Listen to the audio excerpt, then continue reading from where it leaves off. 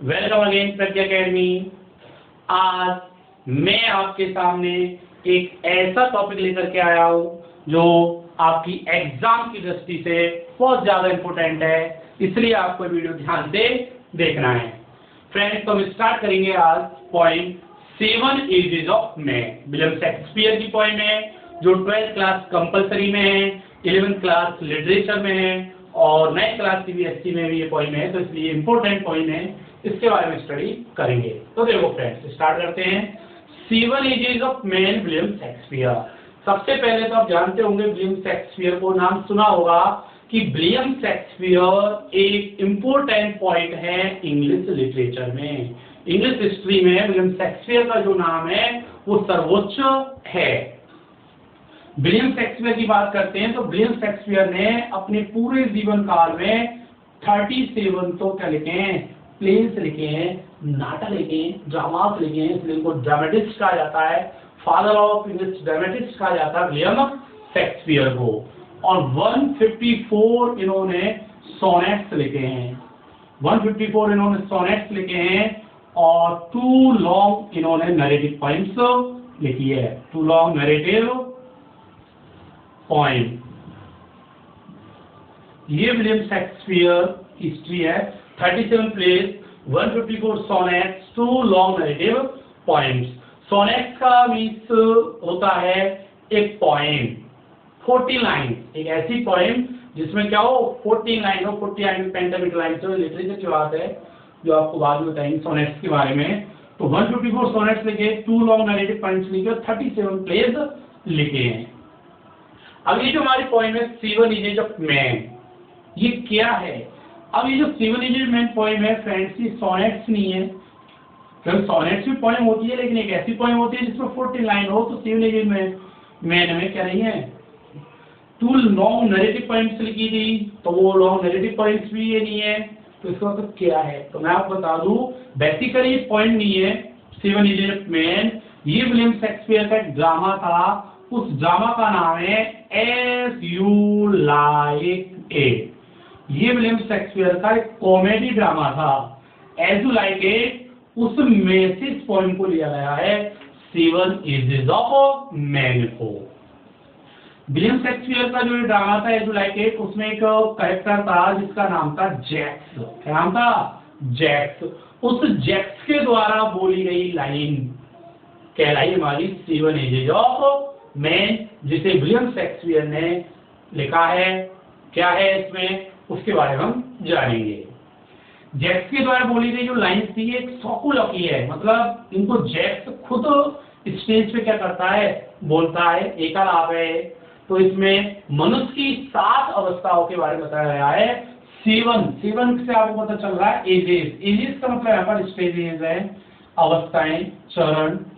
ठीक, तो एक जो मनुष्य है उसके जीवन को पोएट विलियम शेक्सपियर ने कितने 7 चरणों में क्या किया है, डिवाइड किया है, बांटा है। तो इस पॉइंट को हम स्टार्ट करते हैं। ये तो रहा पॉइंट के बारे में।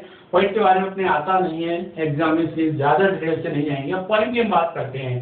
तो देखो फ्रेंड्स, पॉइंट में विलियम शेक्सपियर बताते हैं, विलियम शेक्सपियर बताते हैं कि ऑल दी वर्ल्ड, वो पूरे संसार को, विलियम शेक्सपियर कहते हैं कि जो पूरा वर्ल्ड है उस पूरे वर्ल्ड को विलियम शेक्सपियर क्या मानते हैं, तो स्टेज मानते हैं, एक रंगमंच मानते हैं। वो कहते हैं कि ये सारा संसार क्या है, तो रंगमंच है।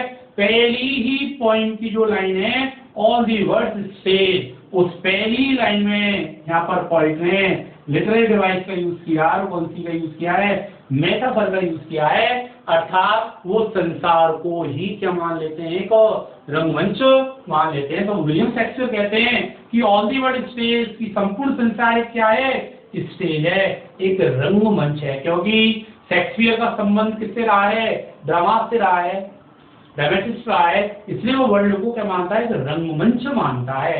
अब रंगमंच आप जानते हो, जहाँ पर कोई भी कल्चर जो एक्टिविटीज परफॉर्म की जाती है, जो स्टेज बनाया जाता है, वो रंगमंच होता है। यहाँ पर एक कलाकार अपने अभिनय का प्रदर्शन करने के लिए आता है। तो विलियम शेक्सपियर कहता है कि भाई संपूर्ण जो वर्ल्ड है, पूरा जो विश्व है, वो विश्व एक रंगमंच है। अब विश्व में कौन आता है, वो इसमें कहता है कि इस संसार की जितनी भी कौन है मैन है, और इस संसार की जितनी भी कौन है विमेन है। कौन है? मैन और विमेन। ये मैन और विमेन पूरे के पूरे क्या है? संसार इस रंगमंच रूपी के क्या है? वो प्लेयर्स हैं। क्या मानता है उसको? प्लेयर्स मानता है। प्लेयर्स मतलब एक्टर और एक्ट्रेस मानता है। वो कहता है कि ये संसार एक रंगमंच है और इस संसार के जो भी मैन हैं और जो भी विमेन हैं वो प्लेयर्स हैं, अभिनेता हैं, अभिनेत्रियां हैं, जो इस रंगमंच रूपी संसार में आते हैं। क्या करने के लिए आते हैं? अपने रोल को प्ले करने के लिए आते हैं, और रोल प्ले करने के बाद क्या हो जाते हैं? वो चले जाते हैं। ठीक उसी प्रकार से चले जाते हैं जिस प्रकार से खिलाड़ी मैदान में खेलने के लिए आता है और आउट होकर के वो क्या हो जाता है? बाहर चला जाता, फिर दूसरा आता है। उसी प्रकार से संसार रूपी रंगमंच में कौन?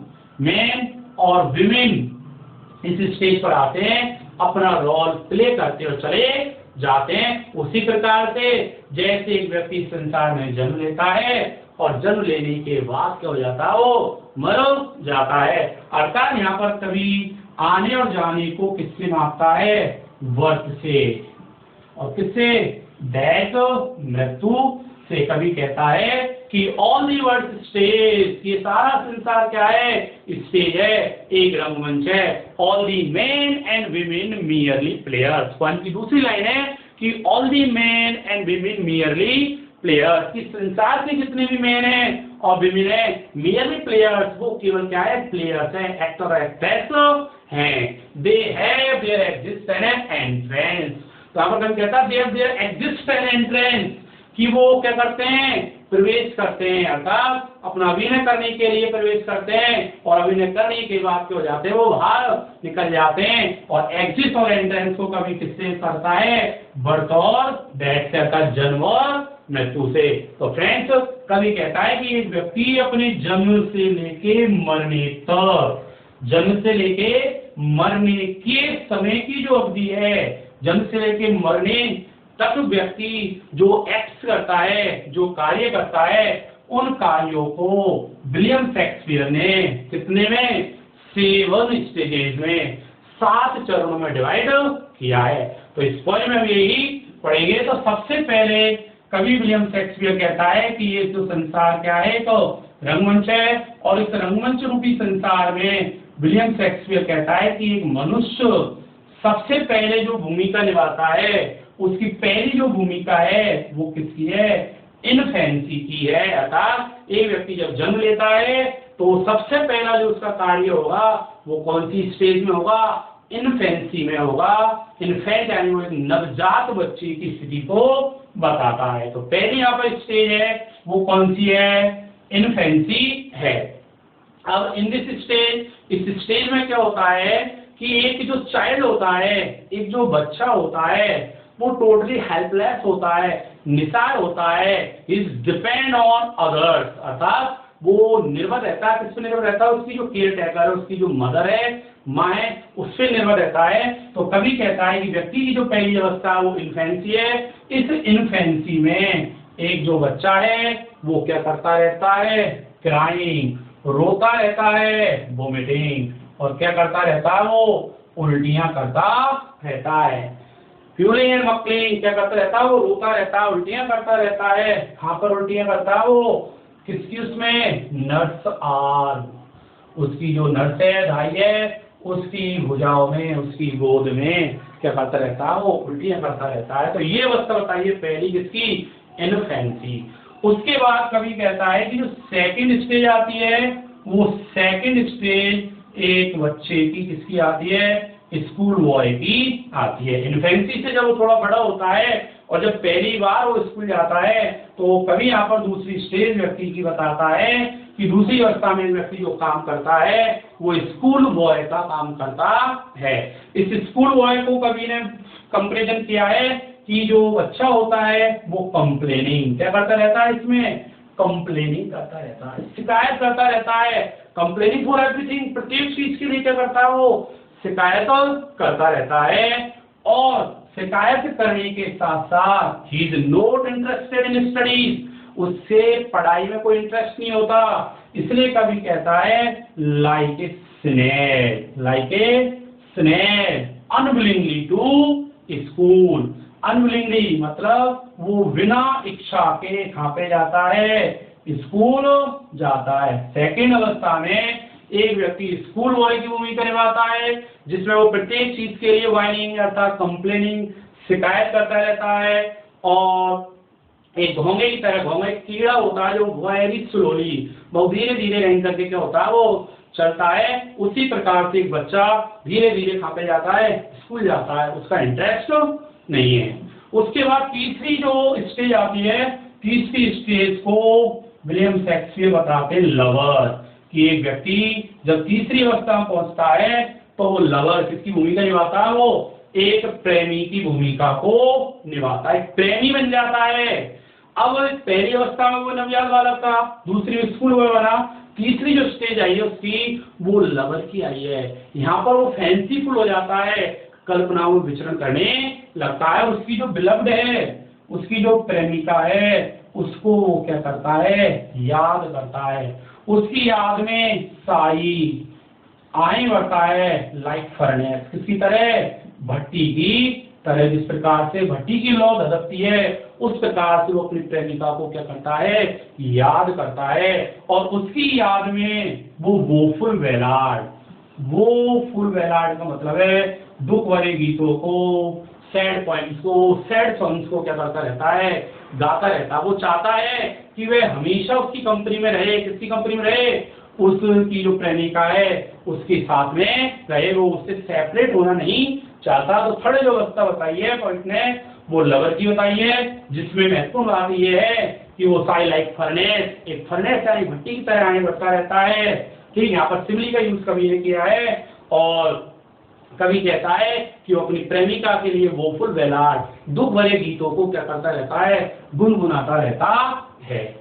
उसके बाद अगली जो स्टेज आती है फोर्थ, वो फोर्थ जो स्टेज आती है वो एक सोल्जर की आती है, कि एक जो व्यक्ति है एक सोल्जर की भूमिका निभाता है।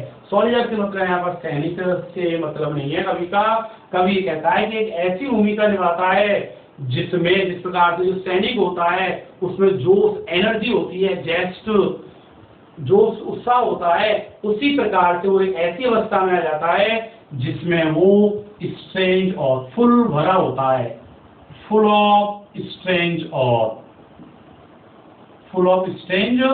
और किससे भरा हुआ है, वो अजीब विचित्र प्रकार के बातों से क्या है, भरा हुआ है। क्यों? क्योंकि इस अवस्था में टू गेट ऑनर, क्या करना चाहता है, वो सम्मान प्राप्त करना चाहता है सोसाइटी, यहाँ पर समाज में उसे क्या मिले, रेस्पेक्ट मिले, सम्मान मिले, इसलिए वो विभिन्न प्रकार की कस्मों से बातों से भरा हुआ होता है और सम्मान प्राप्त करना चाहता है, और उस सम्मान के लिए जेलस क्या हो जाता है, वो ईर्ष्यालु भी हो जाता है, और अपने जीवन को जोखिम में डाल करके कैनन्स माउथ, यहाँ पर एक शब्द आया पॉइंट में, कैनन्स माउथ, अर्थात कैनन्स माउथ मतलब है कि जिस प्रकार से जो एक सोल्जर होता है, सैनिक होता है, वो अपनी प्रतिष्ठा के लिए अपने जीवन को क्या कर देता है, दांव पे लगा देता है, उसी प्रकार से इस अवस्था में व्यक्ति अपना सम्मान प्राप्त करने के लिए, टेम्पररी सम्मान प्राप्त करने के लिए वो अपने जीवन को क्या करता है, जोखिम में भी डाल देता है। तो ये जो अवस्था है वो है सोल्जर। और यहाँ पर कभी ने कहा है कि उसकी जो बियर्ड होती है, उसकी दाढ़ी के बारे में बताया है कि उसकी दाढ़ी किसकी तरह होती है, पहाड़ यानी तेंदुओं की तरह उसकी दाढ़ी होती है। तो ये जो अवस्था है वो है फोर्थ। उसके बाद एक व्यक्ति अपनी फिफ्थ स्टेज में पहुंचता है, और फिफ्थ जो स्टेज है उसकी वो एक जस्टिस की भूमिका निभाता है। इसकी भूमिका निभाता है जस्टिस। कहने का मतलब वो समाज में अब एक ऐसे पद पे बैठ जाता है जहाँ पर उसे जजमेंट करना है, निर्णय करना है। और कवि ने यहाँ पर जस्टिस को कहा है कि जस्टिस का जो अपीयरेंस होता है, रूप होता है, वो कैसा होता है, उसकी राउंड वैली होती है, गोल मटोल उसका पेट होता है, इस प्रकार से मेरे जैसा परमाणु बम जैसा। साथ में जो जस्टिस होता है उसकी आंखों में सर होती है, कठोरता से वो क्या है, भरा होता है, और वाइज सोच और मॉडर्न इंस्टेंसेस इनका वो यूज करता है क्या करने के लिए, अपना जजमेंट सुनाने के लिए। उसकी आंखों में कठोरता होती है, एक डर होता है, और जब वो जजमेंट सुनाता है तो बुद्धिमत्तापूर्ण जो युक्ति, मुहावरे, लोकोक्तियां होती है उनका यूज करता है और मॉडर्न एग्जांपल्स देता है। और उसका जो एक्सपीरियंस होता है, एक उसकी जो दाढ़ी होती है उसमें क्या होता है, फॉर्मल कट होता है, अतः वो फ्रेंच कट के बनाता है, दाढ़ी बनाता है। इस प्रकार यहाँ पर कवि ने जस्टिस किया, कंपेरिजन किया, मतलब जस्टिस की तुलना बताई है कि एक व्यक्ति जब 5th एज में पहुंचेगा तो वो जस्टिस की भूमिका निभाता है। उसके बाद कवि ने कहा है कि जो 6th स्टेज आती है वो ओल्ड एज आती है, कि व्यक्ति क्या हो जाता है, वृद्ध हो जाता है। और इस ओल्ड एज में व्यक्ति पेंटालून जैसा दिखाई देता है। यहाँ पर 6th एज को हम पेंटालून एज भी बोल सकते हैं कि वो कैसा दिखाई देता है, पेंटालून क्या है, एक इटालियन फैक्टर है, एक प्रकार से जोकर होता है जो लोगों को हंसाने का काम करता है, जो ढीले ढाले कपड़े पहनता है, चप्पलें पहनता है, चश्मा लगाता है। ठीक है, तो कभी ने कहा है कि व्यक्ति जो छठी अवस्था में पहुंचता है तो वो एक पेंटालून बन जाता है। अब इस पेंटालून में क्या है कि वो स्लीपर्स पहनता है, चश्मा लगाता है, ढीले ढाले कपड़े पहनता है, ट्राउजर पहनता है। वो यहाँ पर तो वो जींस टी शर्ट पहन रहा था, लेकिन यहाँ पर किस पे आ गया, वो पजामे पर आया। क्योंकि इसकी जो फीलिंग्स है वो अब क्या हो गई है, समाप्त हो गई है, चेंजेज आने लग गए उसमें। उसकी जो वॉइस थी, वह वॉइस जो तेज थी, कर्कश थी, मोटी थी, वो वॉइस भी अब बच्चे जैसी हो गई है। तो ये अवस्था आती है छठी ओल्ड एज। और लास्ट एज है जिसको विलियम शेक्सपियर ने बांटा है, और वो लास्ट जो एज आती है वो very old age, extremely old age, extremely old age. अर्थात यहाँ पर कवि ने इसको सेकेंड चाइल्डहुड कहा है। अर्थात व्यक्ति की जो अंतिम अवस्था आती है वो अंतिम अवस्था कैसी हो जाती है, अत्यधिक वृद्ध अवस्था हो जाती है। अर्थात इस रेडी में तैयार होता है टू लीव दी वर्ल्ड, इस संसार को छोड़ने के लिए तैयार हो जाता है। इस अवस्था में तो वृद्ध होता है, अपने काम को ठीक से कर लेता है, लेकिन जब 7वीं अवस्था आती है तो उसमें बिल्कुल वो मरणासन स्थिति में चला जाता है। इसलिए कवि ने उसको सेकेंड चाइल्डहुड कहा है कि ये पुनः बच्चा बन जाता है। ये फर्स्ट स्टेज थी जिसमें एक बच्चा हेल्पलेस था, वो डिपेंड था अदर्स पर, उसी प्रकार से अवस्था में व्यक्ति पुनः दूसरों पर निर्भर हो जाता है। उसकी जो इवेंटफुल हिस्ट्री रही है अब तक की, उन इवेंटफुल हिस्ट्रीज को भी क्या हो जाता है, वो भूल जाता है, अपने रिलेटिव्स को भूल जाता है। 37, 37 सेंस विदाउट टेस्ट, अर्थात वह बिना आंखों का, बिना स्वाद का, सब कुछ वो विस्मृत हो जाता है। कहने का मतलब वो इस दुनिया को छोड़ने के लिए तैयार होता है। तो ये अवस्थाएं बताई है व्यक्ति की, एक जन्म से लेके कहाँ तक, मृत्यु तक की 7 अवस्थाएं होती है। फर्स्ट थी infancy, second school boy, third lover, fourth soldier, 5th justice की थी, 6th अपनी ओल्ड एज की थी, और 7th हमारी थी वेरी ओल्ड एज। तो इनमें खास बात यह है कि जो लास्ट जो स्टेज है, 7th जो स्टेज थी, इनमें तो व्यक्ति चेंज हुआ है। ठीक है, मतलब अवस्थाएं चेंज हुई है, व्यक्ति वही रहा है कि वो लवर हो गया, लवर से सोल्जर हो गया, लेकिन इसमें तो पूरी तरीके से चेंज हो जाता है। वो एक छोटा बालक बन जाता, पुनः आता इतना वृद्ध हो जाता है कि वो कोई भी काम खुद के नहीं कर पाता। तो ये थी विलियम शेक्सपियर की पॉइंट, जिसमें कवि कहता है कि ये जो संसार रूपी रंगमंच है, इस संसार रूपी रंगमंच की हम जो कौन है, प्लेयर्स हैं। अर्थात हमको जो प्ले करने के लिए कहा गया भगवान ने, अर्थात जो रोल दिया है, हम वो यहाँ पर आते हैं, अपना रोल प्ले करके चले जाते हैं। अर्थात हम जन्म लेते हैं, जन्म से मतलब यहाँ पर कभी इंफ्लुएंस किया है, जन्म से लेके मृत्यु तक के जो भी हमारे एक्ट्स हैं, जो कार्य हैं, वो इन 7 चरणों में होते हैं। इन 7 चरणों में विलियम शेक्सपियर से बांटा है। तो ये पोइम है जिसमें कवि ने मेटाफर का यूज किया है, मेटाफर के साथ साथ सिमिली का यूज हुआ है, और अलिट्रेशन का यूज हुआ है। अब इस पॉइंट को हम डिटेल में इसकी टेक्स्ट सहित स्टडी करेंगे, जो मैं आपको अगले वीडियो में बताऊंगा। इसके क्वेश्चन आंसर मैं आपको